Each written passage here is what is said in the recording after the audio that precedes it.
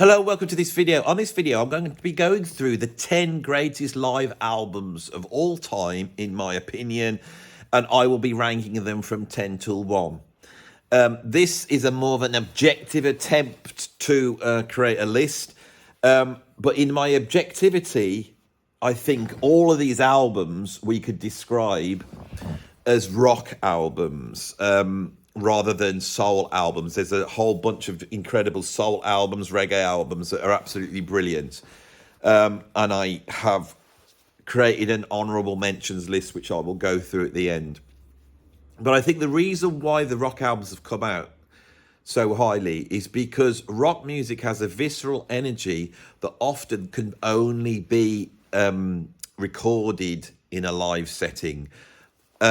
Certain bands have a chemistry to them, and certain bands, when they play live, actually present something that is markedly different to what they would do on a studio album. There are rock bands that don't do that. An example would be, for example, Rush with Exit Stage Left. That album was culled from a number of different places. They chose takes where the playing was as perfect as possible, and then it was really engineered in the studio to sound like the studio tracks. And so Exit Stage Left for me always sounded like the studio tracks with some applause added. If we look at albums like Unleashed in the East by Judas Priest or Live and Dangerous by Thin Lizzy, again, these have been buffed up in the studio so much, and they're great albums and I enjoy them very much. But what I was looking for was albums that really documented the live experience of being in a room with the band and feeling like they'll do something different. So bands that improvise or bands that built their set in a completely different way to the studio albums have ended up on this list. Some bands are defined by their live albums. I think Live and Dangerous by Thin Lizzy would be a great place to start with Thin Lizzy. It has all their greatest tracks and there's a certain energy on that album, albeit, created in the studio somewhat. A live album like Strangers in the Night, for example, by UFO, that again didn't make the list, is the album which almost defines that band. If we have an album that defines that band above all things and is also documents the visceral experience of seeing that band live, that has made that list. And I think for me, that does tend to be rock groups, and so there's a lot of rock groups on this list. So this isn't a list of classic rock bands or prog bands or whatever you want to call it. This is my defining list, and I will go through some of the non-rock albums that I think you should check out. So shall we just jump in straight away at number 10? And at number 10 I have If You Want Blood by AC/DC. AC/DC emerged in the early to mid 70s. They actually take a little bit of time to get going and create their signature sound, which is a sort of updated Chuck Berry. AC/DC go back straight to the visceral energy of rock. And for me, when I listen to AC/DC, there's almost a magical chemistry within that band, which is unique. They live this music. And the balance between the musicians is quite remarkable. It's simple, but in a way it's like nuclear physics of rock. Everything in AC/DC is there like a little switch watch. Everything balances itself perfectly. And over a series of albums in the late 70s, they developed this to an incredible level. And by 1979, 1980, when they make Highway to Hell, this sound has been honed to perfection. We see, I think, from Dirty Deeds Done Dirt Cheap, then Let There Be Rock, then Power Age, Highway to Hell, that run of albums are genius albums. And right in the middle of that golden phase for AC/DC, they created a live album called If You Want Blood. This pulls together a whole host of their classic tracks at that time and documents the great Bon Scott on vocals. Of course, in 1980, Bon Scott died by choking on his own vomit in February, I believe, 1980. Brian Johnson was brought in, and Brian Johnson did an incredible job with Back in Black, creating their most successful album. But at that point on, we're dealing with a different band. this is a very special moment in rock, that period from around about 1976 to 1980, when AC/DC were the greatest rock band in the world. Now, when you go to see an AC/DC concert, although they're not an improvising band like Deep Purple or Led Zeppelin, what they do is have a drama which I think is different to the studio albums. When we listen to this album, we hear the chant of Angus, Angus in the gap of the riff of Whole Lot of Rosie. That's an essential AC/DC experience. When they get up and do Let There Be Rock, Let There Be Rock has a drama that is created by Bon Scott, almost acting like this rock and roll preacher, telling us the story of rock and roll. And that is captured on this album. We hear the visceral energy of Angus Young, who is a guitarist that's incomparable to any other guitar player. His playing is rooted in rock and roll and the blues, and yet he has a style all of his own. And when we listen to this album, we can almost imagine the stage antics that are going on. I always find it astonishing that Angus Young can put on such a performance, duck stepping across this stage, jumping into the audience, throwing himself on the floor and walking around in a circle on the floor, whilst producing guitar parts of this level. I feel that AC/DC, at that point, it was essential to see them live, and I think their success came from, in the early days, gigging and gigging and gigging, at a time where the sort of complexity and perhaps overly flowery approach of the early 70s rock bands like Led Zeppelin and ELP and Yes had been taken over by a much more visceral approach to rock and roll, with the emergence of bands like the Ramones and the Sex Pistols and that whole punk thing. But within that, for me, there was a couple of bands that actually were able to ride on the back of that sort of new punk visceral thing that weren't punk bands. One would be Motorhead, for example, and I think their No Sleep Till Hammersmith album is an essential album. Didn't quite make the list, as we'll find out in a bit, but I think If You Want Blood is astonishing, and in many ways it could be argued that this is AC/DC's best album. It has a lot of their greatest tracks on. It's recorded brilliantly. The production's wonderful. And when you put that album on, you feel the visceral energy of seeing AC/DC live. So you might be asking, why have I voted it down so low? And that is because it's a single album. I think a lot of live albums benefit from being a double album, because it sort of replicates the feeling of seeing them live. You could put the whole album on and get sort of an hour and 20 minutes worth of entertainment. I think this album being around about 35, 40 minutes, it leaves you wanting more, and that's not necessarily a bad thing. But I think if they'd have brought this out as a double album back in 1978, 79 when it came out, this would be seen as AC/DC's greatest album, because I think it just captures them at a moment where, in terms of visceral rock and roll, they ruled the world. So that's what I've got at number 10. At number 9, I have the Roxy and Elsewhere by Frank Zappa. Frank Zappa made in his lifetime around about 70 albums, and since he's died, they probably released another 70 or more. It's a huge catalogue. Where would someone want to start who wanted to hear Frank Zappa for the first time? Well, they'd have to choose their epoch to study first. Do they want to go and listen to the Mother's Invention, the sort of revolutionary, anarchic freak music? Or do they want to hear the sort of almost like comedy music of the Flo and Eddie band? Or perhaps, the sort of punky new wave approach of the Shaky Booty band? Or maybe the sort of polished, refined sound of the Steve Vai band going into the 84 band? Or maybe the almost like Gil Evans big band approach of the 88 band? There's a whole bunch of different bands to check out.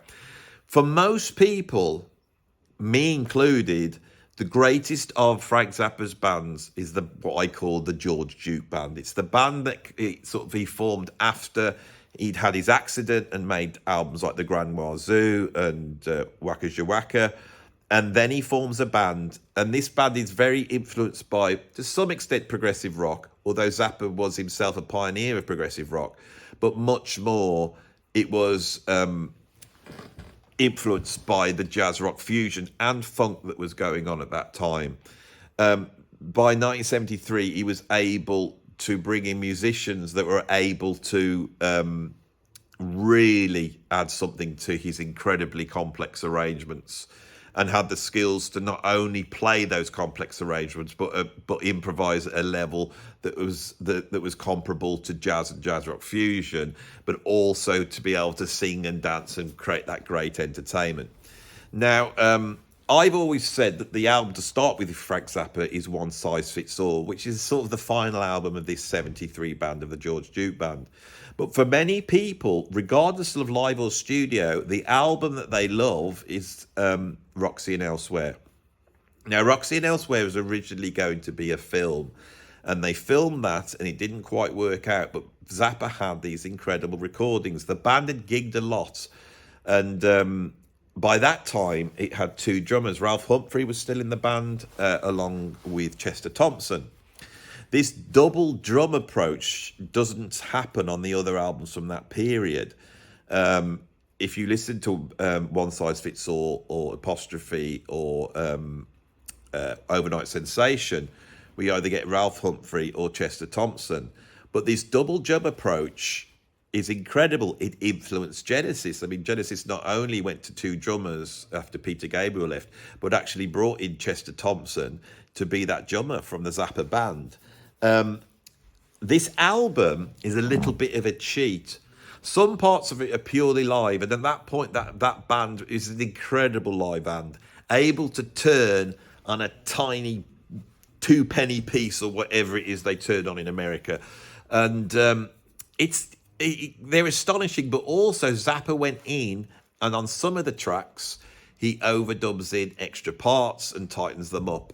This is something that Zappa did quite a lot. There's many of his studio albums, for example, Shake Your Booty, a lot of that is culled from live recordings that he's then embellished. So when you listen to a Zappa album, you're never too sure whether you're listening to live or studio anyway. The albums that are more live than studio are actually quite few and far between. I think Roxy and Elsewhere would be the best example of that. The embellishments that he adds only add to the brilliance of this album. Many of the tracks haven't been heard before. It acts as a studio album as much as a live album, but it does capture this incredible band at the height of their powers. Later on, in the late 90s, I think, would it be? Or maybe the late 80s. He released a box set of live recordings called You Can't Do That on Stage Anymore. And in there, he brought out a double CD of this band playing live in Helsinki. And that also is essential if you want to hear this band live. But I think Roxy and Elsewhere has a magic, and it's just Zappa at his absolute best. This band is doing things that no other band could do in a live setting. The instrumentals are so dense. There's all sorts of stuff on here. There's soloing stuff. You've got Echidna's, I can never say, Echidna's Arf, and Don't You Ever Watch That Thing, which contains this incredible double drum solo from Ralph Humphrey and Chester Thompson. And Bebop Tango, which is almost a side long, explores the sort of more out there jazz improvisation, but also the mad stage antics, which are captured brilliantly on this album. The balance of all that stuff is absolutely brilliant. Of course, it's Frank Zappa, so it sounds incredible. This is an essential live album, I believe, and it's an essential Zappa album, and that is what I've got at number 9. Another band in the 70s that could produced incredible live performances out of a certain virtuosity which we just don't seem to find in bands anymore was Jethro Tull. Jethro Tull produced throughout the 70s a run of albums that are absolutely brilliant. The quality never drops. They were on a roll. This is something that never gets mentioned with Jethro Tull. There was no Tales from Tropic Oceans with this band. There was no Love Beaches or Works. They did not drop the bat. They came up with incredible albums. With the addition of Barrymore Barlow, I believe they had the greatest rock drummer in the world at that time. Barrymore Barlow is greatly underrated, and for me, is an astonishing drummer, laying the groundwork for what we would see in thrash metal and experimental metal, prog metal, but also jazz fusion. The live album Bursting Out captures Jethro Tull in all their glory, and it's quite unbelievable. This is a favourite amongst many drummers. When I used to do drum clinics in Marco Minnemann, I know that Marco was a huge fan of this live album. The drumming is incredible, but as is the whole band. It's actually quite astonishing what Jethro Tull can pull off. Incredibly complex arrangements, exploring some sort of esoteric English aesthetic, but in front of huge audiences. Jethro Tull, on the back of Aqualung, had become an FM staple and an arena-filling band. And so we get to hear a band of this virtuosity level with a full record label behind them, brilliantly recorded, presenting this incredibly complex music in front of a live audience. Now, at this time, there were certain bands like Led Zeppelin that had this reputation of being incredible live. But actually, when we look at the live records of Led Zeppelin, they can actually be quite patchy. They are on this list, and we're going to be hearing from them next. They're the next one up. But I think in terms of mainstream rock bands, there is no live album more astonishing in terms of what a band can actually pull off live than Bursting Out by Jethro Tull. Like I said, I have Led Zeppelin at number 7. And the album I'm going to put forth is the album that was released after the demise of the band, which is called How the West Was Won, which I believe is a triple CD. It's definitely a double CD. So it's a big album. There's a lot of stuff on there. It documents Led Zeppelin at the peak of their powers, 72, 73, around about that period, where they were the biggest band in the world, and they were, continually touring across the States, just doing bigger and bigger gigs. Led Zeppelin are an improvisational band. So this improvisational approach does actually create quite patchy performances, throwing into that the sort of chaos that they toured within, the alcohol and drug use, the whole shtick that went with Led Zeppelin at the time. Talking to viewers of this channel, a couple of them said, well, I saw Led Zeppelin in 73 and they were awful, and they report, Jimmy Page swinging from a bottle of Jack Daniels and not being on full form.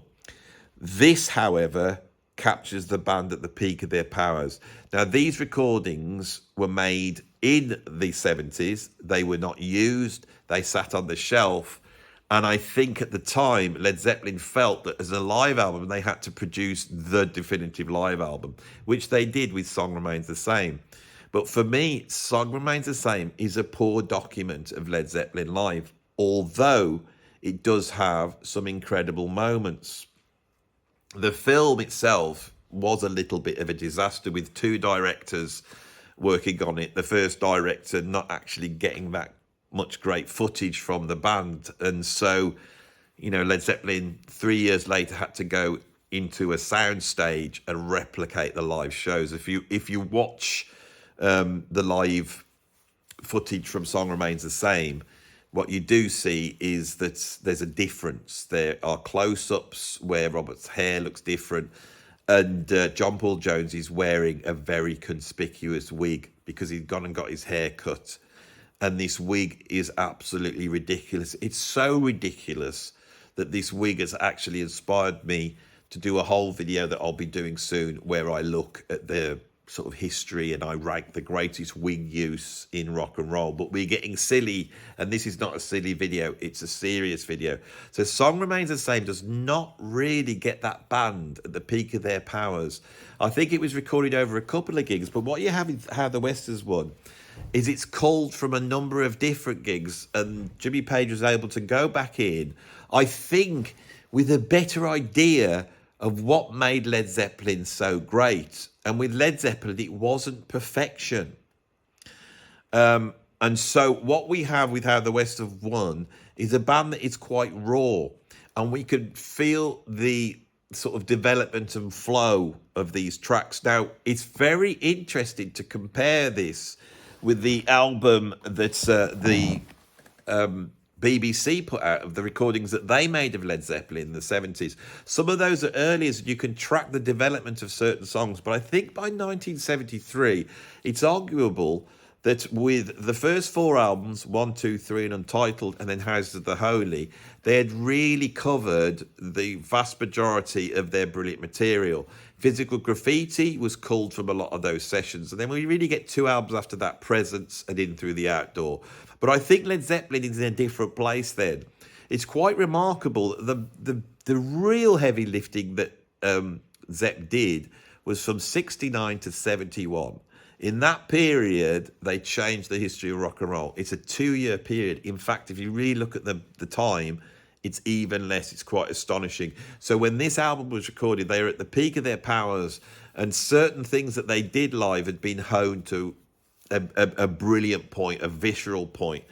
I thought Led Zeppelin have to be on this list. It's a shame there wasn't a definitive live album whilst they were going, because I think that could well have been number one. If this album had come out in 1975, say, we would be talking about it in completely a different way. A number of live things have come out from Led Zeppelin. I think another thing worth listening to is the DVD, Led Zeppelin DVD, with the Royal Albert Hall footage on there, which is also incredible. But the thing with that footage, they're still pretty early in their career. We miss certain songs, and we miss a sort of superstar level, which they are at this point. They were still fighting. They were still a band out there, coming out, playing to their audience. It was the band at that point was like 2 years old. Here, with these extra few years, they rule the world. And when you put this album, that is what you feel, and it's captured on these recordings. So that's what I have at number 7, is How the West Was Won by Led Zeppelin. At number 6, I have an album by Jimi Hendrix. And of course, there's a vast majority of live recordings by Jimi Hendrix. I put a CD in my car this week, which is some strange bootleg gig that he must have done. He opens up with Sunshine of Your Love by Cream. There's some very interesting stuff. I don't think a musician was documented so much in such a short period of time as Jimi Hendrix. Jimi Hendrix has to be on this list. If I was being objective about Jimi Hendrix, I would say that perhaps his greatest live album was Band of Gypsies. But there's something, if we step back and look at rock and roll history, and this is something I used to point out to my students when I used to teach music and look at music history. Hendrix made his name, in a way, at Monterey. When he came out to Monterey, he still was not established. He was up against some of the most incredible performers at that time, people like Otis Redding and The Who. And he still managed to sell the show. And after that point, after Monterey, Hendrix became the staple artist to book if you wanted to have that huge headline artist. No one ever says it, but if we look at Woodstock, Hendrix headlined Woodstock. He was the last person to come out. The guys who did Woodstock wanted Hendrix to come out, sort of at midnight, but, the whole thing got delayed. So the myth of Hendrix is created in this moment. Now, this might not be the most out there guitar playing. There's no machine gun on here. But Monterey has a fire and a power of a musician that knows they are the greatest and knows that this is their moment and goes out to destroy everything on every level. The energy is off the scale. The chemistry between that band, which is the Experience, Mitch Mitchell, Noel Redding, is incredible. We have the whole Wild thing. We have the burning of the guitar. This is a very, very important moment in rock history. You could almost see rock and roll as starting out as almost like a novelty form with rock and roll, Little Richard, and all these Elvis Presleys, all that type of stuff, and the Beatles come in, and I'm not going to talk about that whole history, but there is a certain naivety, there's a certain playfulness, there's a certain almost like childishness with rock and roll until we get to 1967 with Sgt. Pepper And that moment where rock establishes itself and becomes a thing, is really in Wild Thing, where Hendrix takes a novelty song. He takes this novelty song that had been a hit record for the Trogs in the UK. It's basically three chords. It sounds like Louie Louie. He takes the novelty of rock and roll and he uses it to create something which is on the same level as avant-garde free jazz, electronic music, extreme performance art, esoteric sacrificial rites are all embodied in this point, which is it's a moment of genius to take Wild Thing. And when you watch the live footage, you see the glint in Jimmy's eye. You know, when he comes out and he makes all those noises on the guitar, and then after giving it so much whammy abuse, he strums that D chord to see if his guitar's in tune, and it's not in tune. And then you can see him say, as we say in the UK, sod it. And he goes into the riff. And from that moment, he makes rock music history. I think it's an essential album for anybody who is interested in live recordings. And I think that in terms of the stuff, the albums that make Jimi Hendrix who they are, it's like you would have Are You Experienced, Axis Boulder's Love, Electric Lady, the 3 studio albums. You need Band of Gypsies and you need this album. Those are the 5 albums that you need. The live album at the beginning of his short career and the live album at the end of his career. So I have got in brackets a little bit. Now I've got to this point. I've got in brackets a little bit at number 6, Band of Gypsies. These are both sort of single albums, but can you imagine those albums as a double album? It almost says everything you need to know about Jimi Hendrix. Right, let's move on.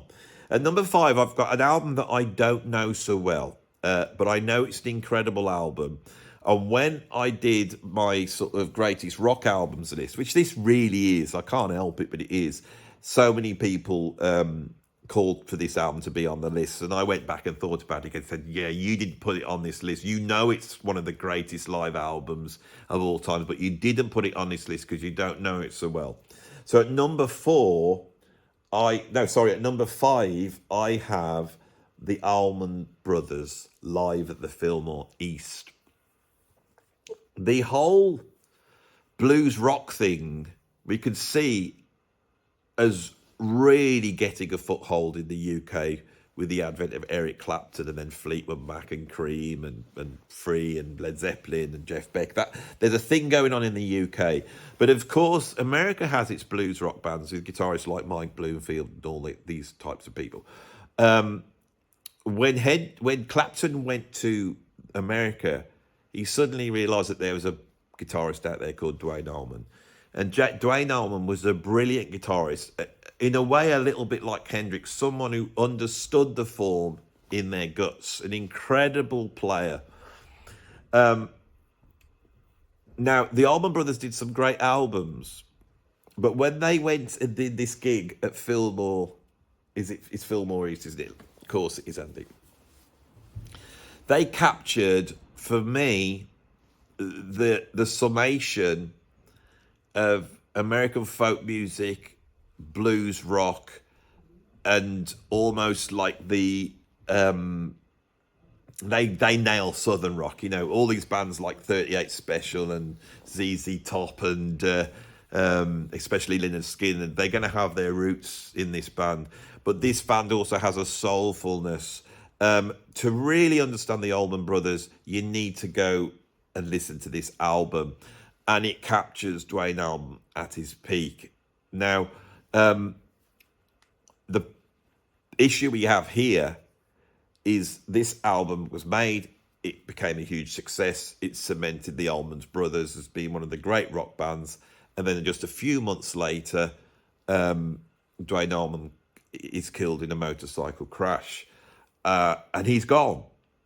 And so it also captures in embryo something that never quite happened, I believe, in American rock music. So it's always been really strange to me that if we were to mention 70s rock bands, for example, we would go with Led Zeppelin, Black Sabbath, Deep Purple, Free, we start to go through a whole host of British bands. And then you think, well, there must be some American bands. We've taken early 70s. Who is there? Who is there? It's very hard to find anybody. You've obviously got Iron Butterfly before that period, and then later on we're going to get bands like Lynyrd Skynyrd and Van Halen. But that point where rock really rules the world in the early 70s, there isn't anything. Now, I think if it existed more than any other band, it existed with the Alman Brothers. And this was stopped in its tracks without Duane Allman. And Duane Allman was not Jimi Hendrix, was not Jimmy Page. He was something else, and he had his own approach.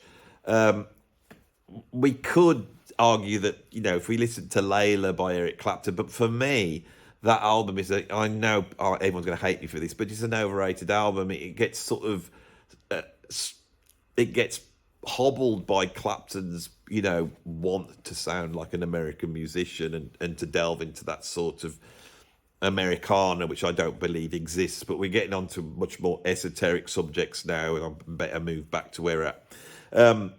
The Allman Brothers Live at Phil Maurice is not only one of the greatest live albums of all time, it's one of the great American rock albums from the early 70s. And it captures that band at their peak. As I said, I haven't listened to it that much. Of course, I've listened to it probably twice in my life. And I can remember being very impressed by it. I was impressed by the grooviness of it. You can hear, aspects of bands like Little Feat. So you can bands like Lynyrd Skynyrd. There's a whole bunch of stuff. I'm going over the same stuff now. But I hope those of you who do love this album appreciate the fact that I've put it at number 5. That period of sort of the development of rock music in the UK came out of bands like the Graham Bond Organisation, Brian Auger, Alexis Corner, the early Yardbirds. There's a whole bunch of bands that were gigging on the scene in London in the early 70s. This was a sort of British white middle class, appropriation of American blues, but also American soul. And when you read interviews with those musicians, there were so many bands that started off in the early 60s in London that were basically playing this album live. That's what they did. This is what they did. And I thought, I've got to put this album on the list. It needs to be pretty high up. And it is the only real non-rock album on this list. It is James Brown live at the Apollo. There's a famous story that, when the Rolling Stones went to America, they played on the Ed Sullivan Show, and Mick Jagger had got his name for jumping around and aping the sort of performance approaches that had been honed to perfection on the Chitlin circuit of these sort of black rhythm and blues acts that knew how to put on a show. Ike Turner and Tina Turner knew how to put a show. Little Richard knew how to put on a show, and James Brown is a product of that. And when the Rolling Stones rolled up, is that a good way to describe it? When Rolling Stones rolled up to the Ed Sullivan Show and saw James Brown, they realised that this was the real deal. James Brown is one of the greatest live performers of all time, and he comes from a tradition of performance where you do it or you quit. He is on a knife edge with his band. He's in complete control. Of course, we know the famous story that, if they made a mistake, he would fine the people in the band. It has been said by the band members that if you listen to a live recording, every time he says, I gotcha, he is clocking the fact that he noticed that somebody had made a mistake and they would have money docked. And what this did was create a band that live was just so tight, so in control, and was like following every single hip wiggle, jump and arm movement and gesture and face pull of the great man himself. The fact that screaming voice and the tightness and the eighth note grooves and the heaviness of it influenced rock music is something that never gets said. And it is this album that does it, James Brown live at the Apollo. There's a few other albums, and I will put them in the honourable mentions, but so many musicians I have said lived by this album, so that's what I've got at number 4. At number 3, I have another album that so many people have said when I've done my list of the greatest rock live albums or whatever in the past, they have admonished me for not putting it on the list. So at number 3, and look how high up I've got this. I have really tried to take on this idea of, rather than seeing the live album as an example of musicians improvising, doing all this mad stuff, this thing of capturing visceral energy. This has been the new criteria that I've really applied for this. And this album that I'm about to mention captures visceral live energy brilliantly. So at number 3, I have Live at Leeds by The Who. Now, I'll tell you why I didn't put it on the list last time I did this. I was reading Roger Daltrey's autobiography, and when he got to this period, he said that there was a number of gigs. I think there was 2 gigs recorded, and the gig that was recorded before this one was incredible, but it didn't come out. And then they went to Leeds and they recorded this one, and they weren't quite as happy with it. And so reading that, I thought, yeah, maybe it doesn't capture The Who at their peak. But The Who, I think, have a tumbling, visceral energy that was always controlled in the studio. And this is really down to the quite counterintuitive structure of that band. The Who don't really operate like any other rock band, as far as I'm concerned. Most rock bands have a very solid, heavy drummer that provides the foundation, and a bass player that locks in. If you think of Cream or Jimi Hendrix, we have a bass player which is creating the foundation and creating the structure, and the drums are locked in together, which allows the guitarist to then, solo and improvise at will and do all this screaming stuff over the top because the foundation is locked in. With The Who, it's almost like the opposite of that. What locks in The Who is Pete Townshend's guitar. He was never a guitar hero like Jimmy Page or Eric Clapton or Jimi Hendrix. He pulled the band together with these great big slashing chords. He wasn't a riffmeister. These chords created a locked-in structure where the time can actually bend all the way up and down. So within this slash chord structure, we have these 2 incredibly busy players that are quite chaotic. We have the virtuosity of John Entwistle, who is like the lead guitarist, who is weaving around on top of it. And then with Keith Moon, the drummer, we have a drummer that, rather than being locked into the guitar or the bass, is locked into the vocals.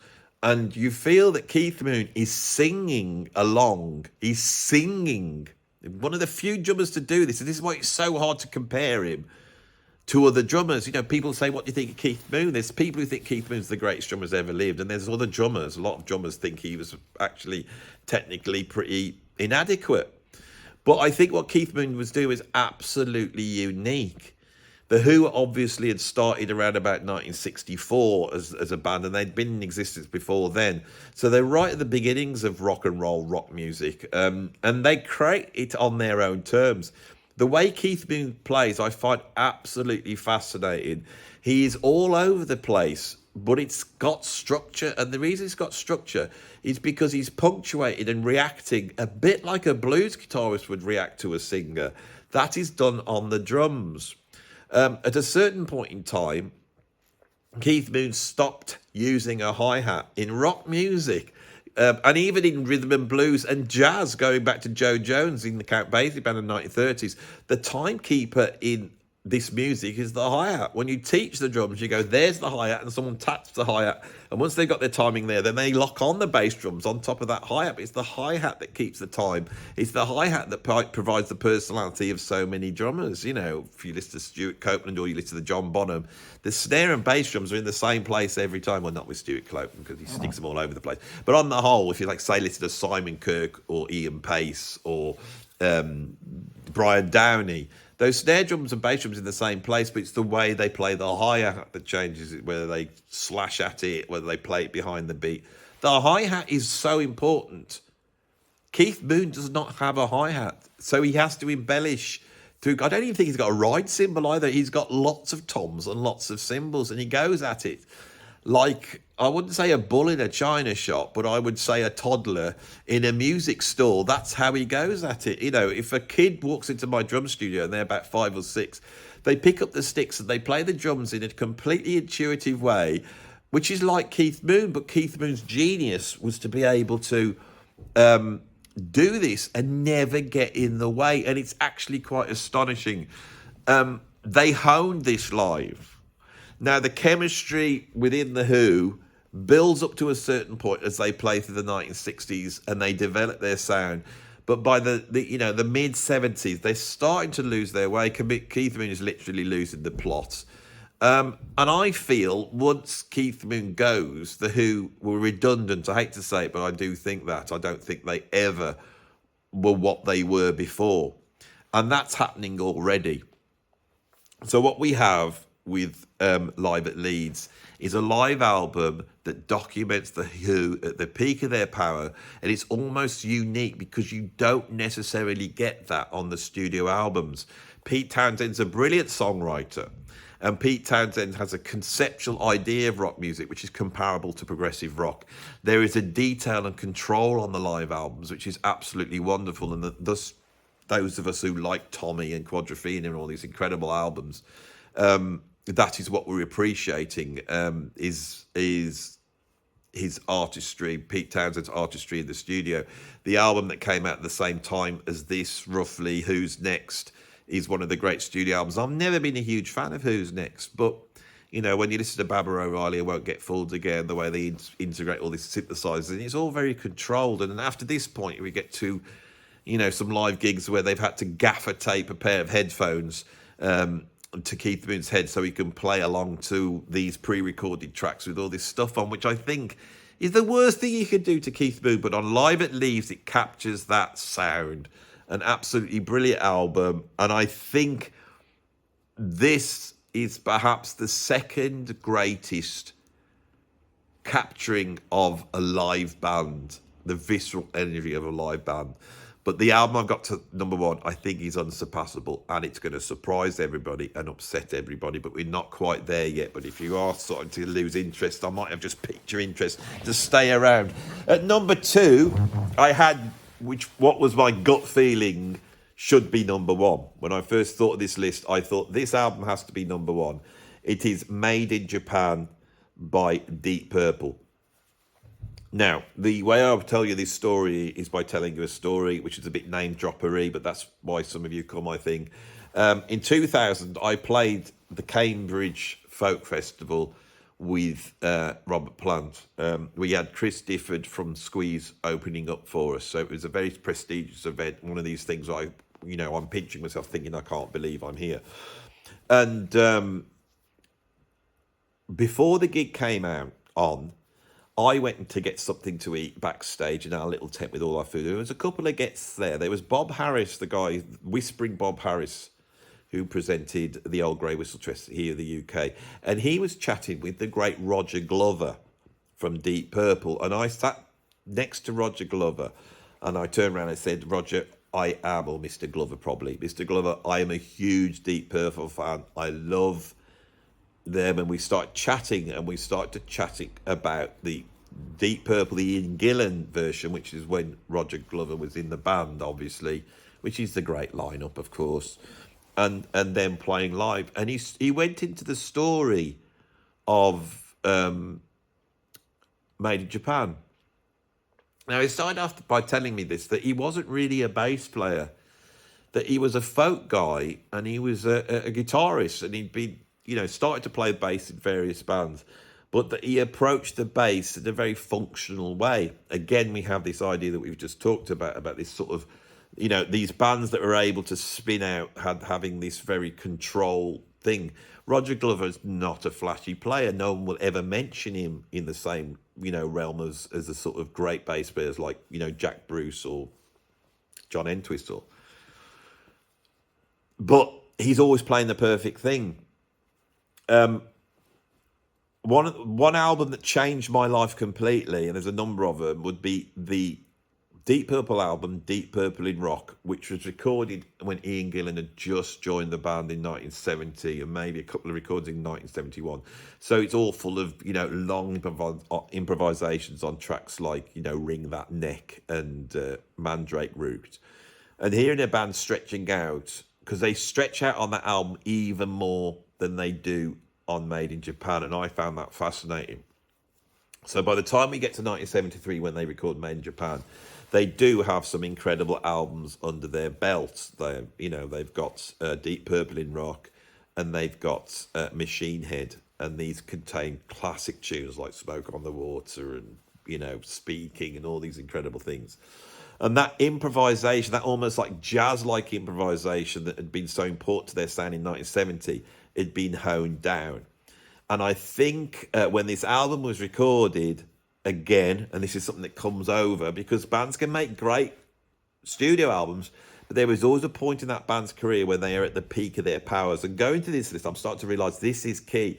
I think in terms of Deep Purple, in 1973, they were at the peak of their powers, right? And they roll up into Japan, and someone records these gigs. They're pretty much just recorded straight off the desk. This album wasn't supposed to happen. In the words of Roger Glover to me, when he told me the story, he said it really wasn't supposed to happen. Right? They listen back to the recordings, and what you feel with Made in Japan, you feel like nobody realises that the red light is on. They just go out and do their thing. There is no expectation. And it's one of those, rare live albums that actually really captures the band. He said they then listened to it. It was really brilliant. They chatted to the record label, and they decided to put that album out in Japan, and it became such a big success that it was put out properly. And I think that this album captures the visceral energy of rock. It shows all the improvisation and mad stuff that this band could do live. It's documented, making it almost essential if you're a Deep Purple fan. And I think it's the defining album of this band.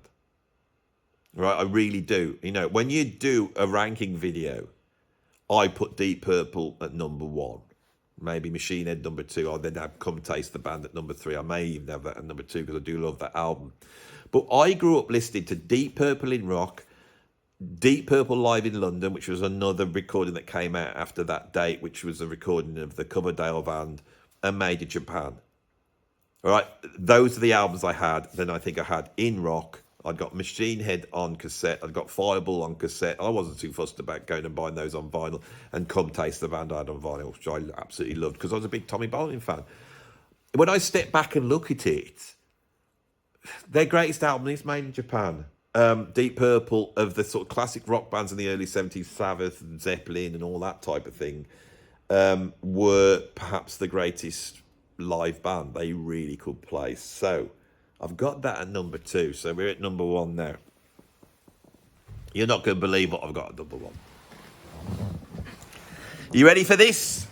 Imagine the drum roll is going on. At number 1, the greatest live album ever made is by the band Slade, and it's called Slade Alive, and it came out around about 71, 72. I'm not quite sure of the date. I've only just recently discovered this album.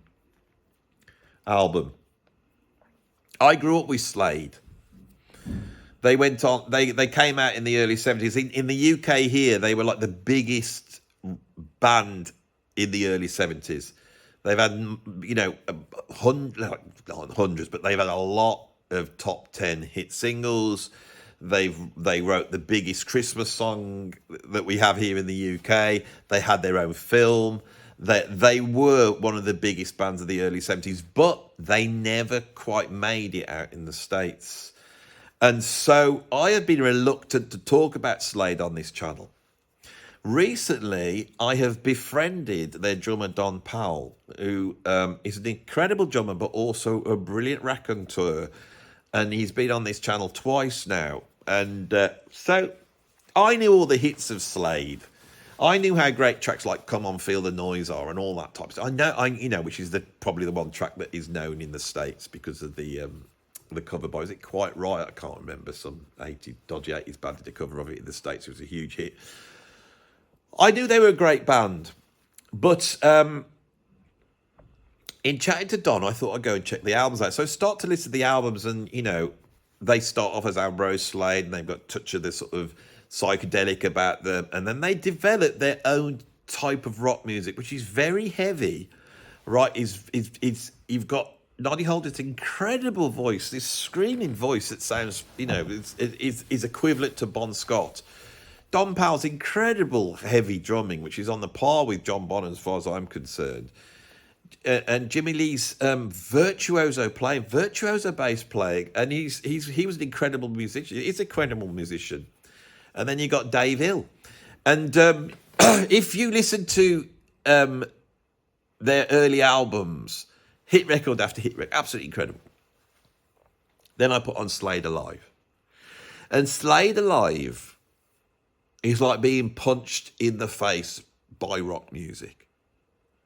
It is instantly, the way it's recorded, the choice of songs, and the way they play. Slade were incredible live. When I did the interview with Don Powell, all I got in the comment section was, I saw Slade in 1980, or I saw Slade in 1977.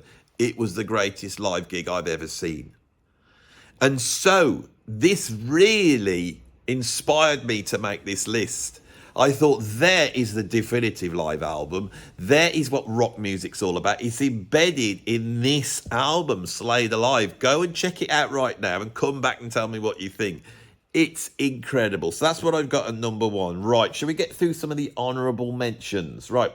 So the honourable mentions that I have on my list would be, and I'm not going to talk about them that much, some of them I've already mentioned already, but I think Frampton Comes Alive is an essential live album. It's at one point in the late 70s, before Thriller, it was the biggest selling album of all time. It defines Peter Frampton. It captures something that's great. There's some great songs. Old Rick Beato absolutely loves it, and he thinks this is a brilliant album. I never listened to it that much, but I think it's an example of, perhaps the greatest example of a live album exemplifying an artist. We've got here Aretha Franklin live at the Fillmore. Just a brilliant album. Aretha Franklin is probably the greatest vocalist of the rock pop era, the greatest vocalist of the last 60 years. Unbelievable. And again, to really understand Aretha, you need to hear her live. You have to hear her playing the piano and singing. She was an incredible pianist.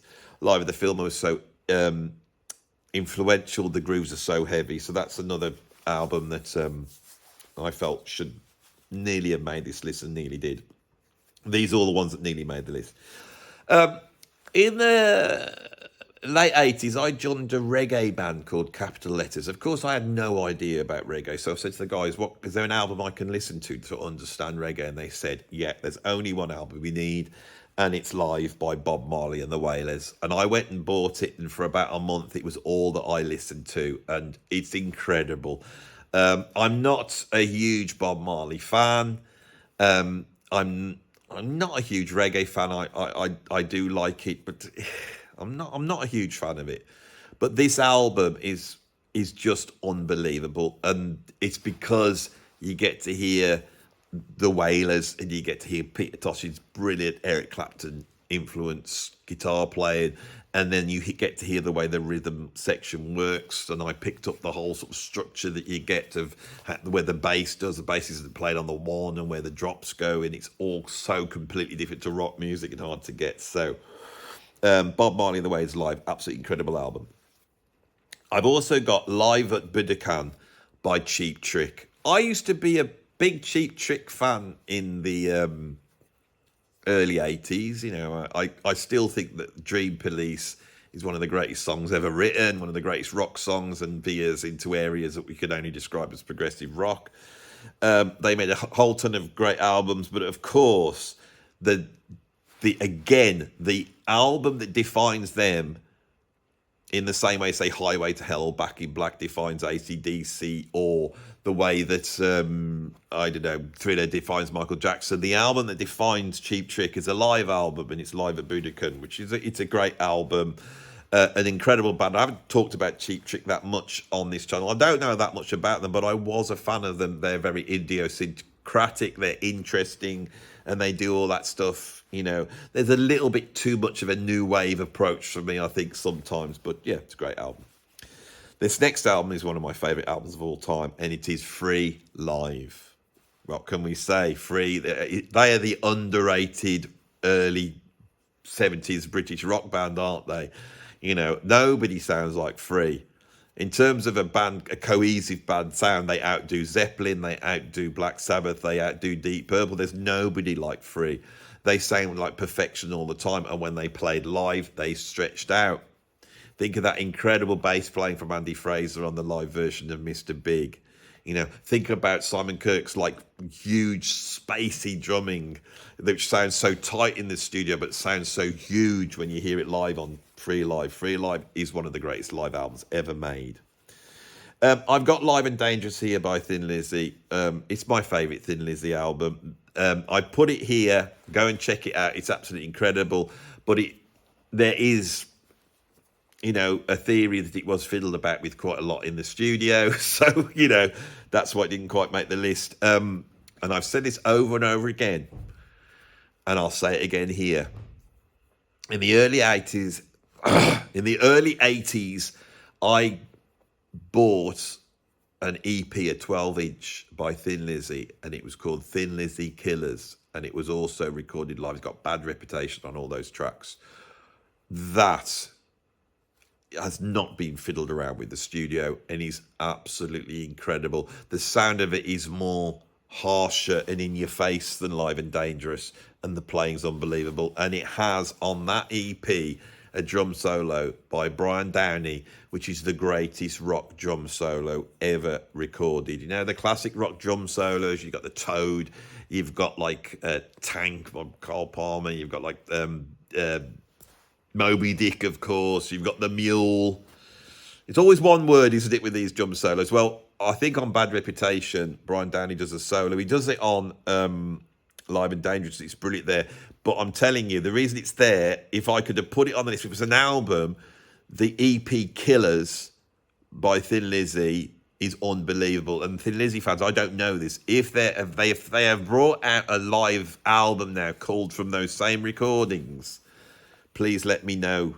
I think Thin Lizzy as a live act weren't as consistent when Live and Dangerous was made. But in 1983, just before they, you know, called it a day, when John Sykes was in the band, they did a live concert for the BBC Sight and Sound, and they did Cold Sweat and Thunder and Lightning. Thunder and Lightning is my favourite track by Thin Lizzy. It's just an incredible slice of new wave of British heavy metal as far as I'm concerned. And you check them out there. So I think later on they became a better live band. I think they may have been a bit too, you know, especially when Brian Robertson was in the band, a bit too much drinking and drug taking, and it wasn't that consistent anyway. Let's move on from there. Motorhead, visceral rock energy like AC/DC. In 1980, when they brought out Ace of Spades, they ruled the world in terms of rock music. I wouldn't be here. The record that got me into music was Ace of Spades, right? I then, in 1982, a few years later, when I was old enough, my first gig was Motorhead on the Iron Fist tour. Motorhead are in my system. I wouldn't be here if it wasn't for Motorhead. And when they were at the peak of their powers, after they'd made Ace of Spades, they made No Sleep Till Hammersmith, pulling together the classic lineup, playing all the greatest tracks, brilliantly recorded. They're on fire. It's called from all the best recordings. It's just, I mean, I don't know whether it should have gone on the list, No Sleep Till Hammersmith. It's a good argument. It should have gone on the list, shouldn't it? It could easily vie for being at number 10 with AC/DC. I've also got Stop Making Sense by Talking Heads, another honourable mention. Of course, Talking Heads did make the greatest live film of all time. Last Waltz isn't it? I find that really boring. But Stop Making Sense, that film's incredible, conceptually and playing-wise, and it's funky as hell. And again, captured at the height of their powers. They've just had this huge hit record with Once in a Lifetime, one of the greatest songs ever made. They got this stage show. They are just flying, and they make this live album, which is Stop Making Sense, and it's absolutely brilliant. BB King live at the Regal, which came out in 64, 65, was it? You know, that's one of these albums more than anything else that the British blues rockers were listening to, and they were trying to wait. But and that was another one that I think should have got on the list. BB King live at the Regal. What can we say? Strange in the Night by UFO. There's another one. Talked about that earlier on. It's the defining album of UFO, and UFO are one of the great forgotten bands, the bridge between the classic rock bands Led Zeppelin, Black Sabbath, and the new wave of British heavy metal. Everyone goes on about Judas Priest, but for me, UFO, that was the band, Michael Schenker. You know, this is it, and go and check it out. If you're a rock fan, it's an essential, you have to own Strange in the Night. I've also, and it was on the list, and I took it off at the last minute, was Donny Hathaway live. Donny Hathaway was one of the great soul singers, the forgotten soul singer from the early 70s. Everyone goes around about Stevie Wonder and Curtis Mayfield and Gil Scott-Heron, but does anyone ever mention Donny Hathaway anymore? He made some incredible tracks, a career cut short in the late 70s when he committed suicide. Anybody that died in the late 70s seems to get very quickly forgotten. Donny Hathaway is as great as a Stevie Wonder. He's as great as any of them. This album is so funky and soulful, and really is the blueprint for neo-soul. Later on, when D'Angelo and Jill Scott and Erykah Badu come out, that blueprint, especially in the bass playing, does not come from the obvious places, James Brown or Parliament. It doesn't come from there. It comes from Donny Hathaway. Willie Weeks on bass. What a performance we get there. Prog live albums. Right, I have mentioned Bursting Out by Jethro Tull. It was on the list. The other one is Playing the Fool. Gentle Giant, one of the most incredible virtuoso rock bands in the history of rock music. And live, they did all sorts of medleys and vocal interludes, and they all would get up and play violin, and then they'd all play the bagpipes, and then they didn't play the bagpipes as a joke. They probably did. I don't know them well enough to know. Maybe at some point they did do some bagpipe work. Anyway, let's not get bogged down on this because we're on the last mention now, and then we're done. But Playing the Fool is astonishing. It's slightly muddy recording, perhaps, which I think is why I haven't put it on the main list, but a brilliant album nonetheless. I've got to the end of it. So everyone in America is now going to be going to check out Slade Alive. What is Andy talking about? I hope you enjoyed this. There's a lot of rock there. There is a lot of rock there, and I might have to address this in the future at some point. But this is my channel. It's my opinion. I have a method for doing this. I try and stay objective. And when I see patterns like that, I don't go, oh, God, there's not enough. We better put a reggae album on. I don't think like that. I just rank the albums, think how great they are. And a lot of this is how it relates to me. But I hope, what you saw these ranking videos. You're just trying to find out what I think and then compare what you think. But the biggest use is that some of you may go and check out these albums. Every album I've mentioned on here, the honourable mentions and the one on the top list, they are all masterpieces. They're brilliant live albums. So if there's something I've mentioned that you don't know, go and check it out. We're at the end of the video. I'm going to thank you for watching this video. I am going to say what I always say at the end of a video, which is please put a like on the video because it really helps my channel. If you haven't subscribed, subscribe. I bring a video out every single day now. This is what I'm doing. I'm loving what I'm doing. And, this is like Andy Edwards Television. You've got a show every single day. So if you want to keep up, press subscribe.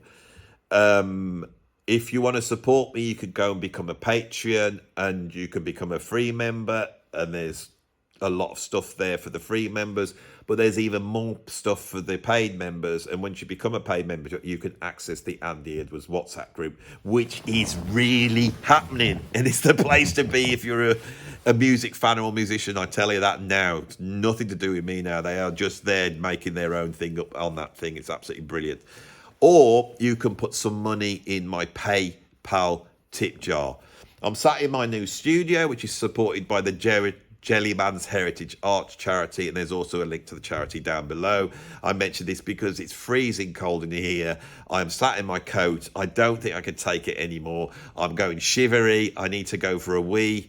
I've got to go now. I'm ever so sorry, but I hope you enjoyed this video, and I will see you on the next one.